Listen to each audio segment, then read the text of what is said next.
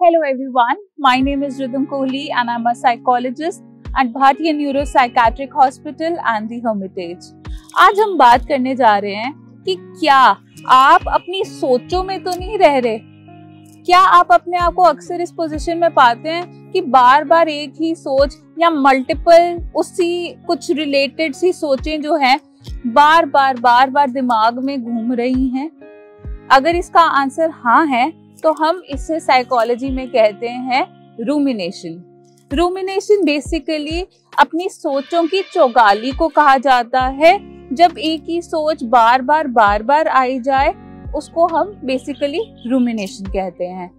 इसमें नॉर्मली जो पर्सन है वो किसी पास्ट के इवेंट को बार बार सोच सकता है, या कोई ट्रॉमेटिक इंसिडेंट हुआ है उसके साथ उस बारे में, या बेसिकली अपनी पर्सनालिटी को लेके या रिफ्लेक्शन को लेके ही सिर्फ सोचने पे मजबूर हो जाता है।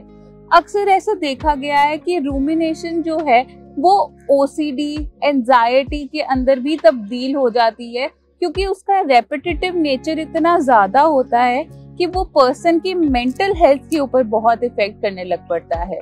अगर आपको ऐसे लगता है कि ओवर थिंकिंग से ये कुछ ज्यादा बढ़ के है, जो कि आपको किसी भी चीज के अंदर इन्वॉल्व नहीं होने दे रहा, किसी भी चीज के ऊपर कंसंट्रेशन, अटेंशन नहीं रखने दे रहा, मूड को उदास कर रहा है और आप पूरे दिन 24 घंटे सिर्फ उसी सोच में लगे हुए हैं, तो प्लीज सीक प्रोफेशनल हेल्प। इसको हम लाइटली नहीं ले सकते, क्योंकि ये हम अक्सर बढ़ता और भी मेंटल हेल्थ प्रॉब्लम्स के अंदर हमें ले जाता है।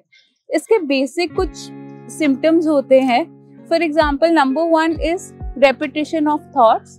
नंबर 2 इज कि हमें उस थॉट से एंजाइटी आती है।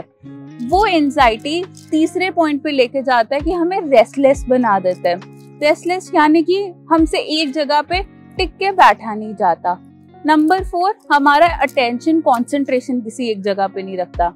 अब किया जाए? आप ये कर सकते हैं कि जर्नल राइटिंग करना स्टार्ट करें। जब कभी भी हम अपने थॉट्स को लिखना स्टार्ट करते हैं तो हमारे थॉट्स जो है वो उसका पेस जो ज्यादा तेज चल रहा होता है वो स्लो डाउन होना शुरू हो जाता है। नंबर 2, आप अपने आप को डिस्ट्रैक्ट कर सकते हैं। कभी कभी उन चीजों के बारे में लिखना ज्यादा ओवरवेलमिंग हो जाता है, तो हम ये कर सकते हैं कि अपने आप को, अपने उस थॉट को बोले कि stop, I don't want to talk about it, या मैं अपने दिमाग में उसको नहीं चलाना चाहती, मैं अपने आप को दूसरे किसी काम में इन्वॉल्व कर लेती हूँ। सो दैट इज हाउ हम अपने आप को डिस्ट्रैक्ट कर सकते हैं। नंबर 3 इज कि अक्सर कुछ चीजें जो है वो हमारी इन सोचों का ट्रिगर बन जाती है। फॉर एग्जाम्पल, एक सर्टेन प्लेस, कोई इंस्टीट्यूशन, जैसे कि अगर किसी का ट्रॉमा अपने स्कूल रिलेटेड है तो स्कूल की कोई बात या स्कूल की फोटो, वो भी उसके लिए एक ट्रिगर बन सकता है वो सोचों को लेके आने में। या फिर इंस्टीट्यूशन हो गया तो लोग हो सकते हैं, कोई सिचुएशन हो सकती है, कोई एक इमोशन हो सकता है, कोई बातचीत हो सकती है। सो फाइंड योर ट्रिगर, कि आपकी उस सोच के आने से पहले ऐसा एनवायरनमेंट में क्या हो रहा था जिसकी वजह से फिर से वो थॉट जो है स्टार्ट होने लग पड़े। और लास्ट ये है कि आप माइंडफुलनेस टेक्निक्स को अप्लाई कर सकते हैं, ब्रीदिंग एक्सरसाइजेस कर सकते हैं, अपनी ब्रेथ वर्क पे फोकस कर सकते हैं, जिससे कि हम उस थॉट से डिस्ट्रैक्ट होके अपने ऊपर, अपने आप को हियर एंड नाउ में लेके आए।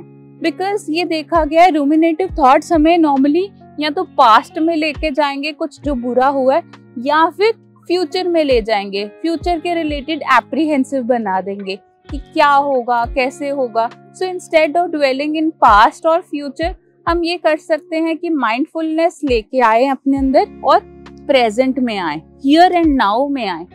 बट अगर आपके लिए ये सारी टेक्निक्स नहीं हेल्पफुल हो रही एंड यू स्टिल फाइंड कि वो रूमिनेटिव थॉट्स बहुत तंग कर रहे हैं, तो सीक प्रोफेशनल हेल्प। या फिर अगर आपको ऐसा लगता है कि ये चीजें जो है आपसे मैनेज नहीं हो पा रही, तो आप किसी प्रोफेशनल मेंटल हेल्थ पर के पास जा सकते हैं, किसी थेरेपिस्ट के पास जा सकते हैं, उनके साथ अपनी वो प्रॉब्लम को डिस्कस कर सकते हैं। और एल्स आप हमें भी कांटेक्ट कर सकते हैं इन दिए गए नंबर्स के ऊपर।